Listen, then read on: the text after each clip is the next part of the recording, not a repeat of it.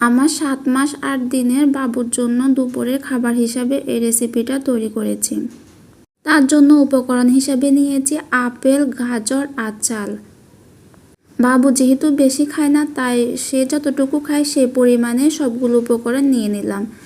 এখন একটি পাত্রে দিয়ে দিব চাল। চালটা আগে ভালো করে ধুয়ে নিয়েছি।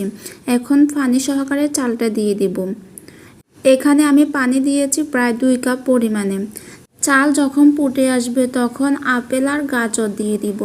আপেল আর গাজর ভালো করে ধুয়ে গ্রেটার দিয়ে একটু গ্রেট করে নিয়েছি, যেন সিদ্ধ হতে সময় বেশি না লাগে, খুব সহজে এগুলো সিদ্ধ হয়ে যায়। এখন একটু নেড়ে চেড়ে নিব। এভাবে আমি 5 থেকে 10 মিনিটের মতো ঢাকনা দিয়ে রাখবো। এখন মোটামুটি সবগুলো সিদ্ধ হয়েছে। এখন ব্লেন্ডার মেশিনে দিয়ে একটু ভালো করে ব্লেন্ড করে নিব। ব্লেন্ড করা হয়ে গেলে এখন একটি পরিষ্কার পাত্রে নিয়ে নিব। খুব সহজে বাবু